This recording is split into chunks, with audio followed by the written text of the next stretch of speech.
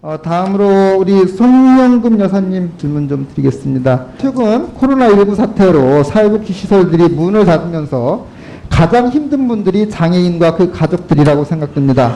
지난 3월과 6월에도 장애인 자녀를 둔 가족들이 동반 자살이라는 안타까운 선택을 하게 됐는데요. 오늘 특별히 중증장애인 가족분을 모시고 현실이 어떤지 말씀을 좀 드려보고자 합니다. 어려운 상황에서 출석해 주셔서 진심으로 감사합니다. 먼저 자제분의 장애 상태가 어떤지 말씀해 주시고요. 코로나19 이전에 지내셨던 생활, 그리고 사태 이후에 생활에 있어서 달라진 점이 어떤 것인지 좀 말씀 좀 해주시죠. 예, 저희 아들은 21살이 됐고요. 중증 자폐성 장애 1급 친구입니다. 지능은 1.8세 정도 됐습니다. 그리고 코로나 사태 이전에는 중랑에 있는 평생기호 센터를 주 5회 월요일부터 금요일날 이용하고 있었습니다.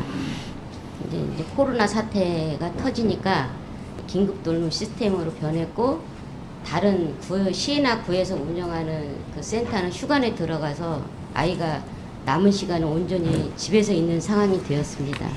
그래서 우리 아들은 자폐 장애 아이라서 굉장히 돌발 행동이 심하고 문제 행동이 심한 친구예요. 밖에 나가고 싶다는 의사 표현 자체를 못하고, 코로나 감염증이 얼마나 위험한지를 얘기를 해도 그 내용을 알아먹지를 못하는 그런 친구라서 왜 내가 밖에를 못 나가야 돼서 이해도가 없습니다.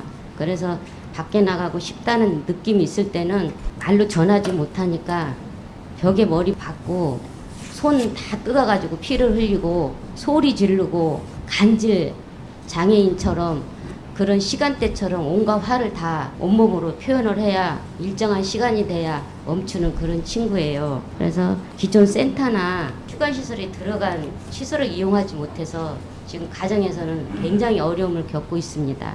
가족들 간에도 동생은 고2인데요. 또 온라인 수업 중인데 이 아이는 또 휴관을 했기 때문에 같이 한 그 공간에서 있다 보니까 수업하는 이 아이한테도 굉장히, 동생한테도 지장이 있는 그런 상황입니다.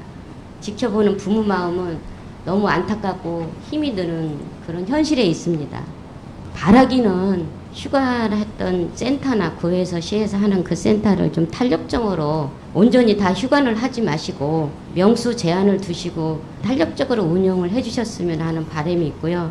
아이가 점점 퇴행을 해서 정말 정신적으로 힘든 상황이 더 나빠져서 애가 머리 박다가 병원에 갈 일이 생길까봐 두렵기만 하는 엄마와 마음을 좀 헤아려 주셨으면 좋겠습니다. 네, 정부에서 4차례나 걸쳐서 이제 추경을 해서 네. 어려운 사람들 지원하기로 했는데 실제로 지원받으신 거나 서비스를 받고 계시는 게 있나요? 없습니다. 없고 이번에 알게 됐어요. 장애인 감염법 대응 매뉴얼이라고 있었는데 저도 이번에 알게 됐습니다. 전혀 홍보가 안 돼 있어서 저희들은 전혀 알지를 못했고, 알지 못하니까 이용할 수도 없었습니다. 그런 내용을 알고 있었다면 저희도 이용을 해봤겠죠. 그 내용이 코로나 감염병이 위험하니까 장애인은 집에서 있어라, 아마 그런 내용 아닐까 싶습니다. 네, 장관님. 네, 우리 어머님 하신 말씀 잘 들으셨습니까? 예, 잘 들었습니다. 지난번에 제가 4차 추경 심의 때 이렇게 어려움 겪고 있는 장애인 가정 지원하기 위해서 예산을 좀 포함시켜달라고 했더니 광부나 농구를 위한 예산도 따로 만들지 않는다라고 답변하셨죠? 아직도 소득이나 연령만을 기준으로 지원 대상 획일적으로 정하면 사각지대 없이 다 포함시킬 수 있다, 이런 소신을 갖고 계시나요?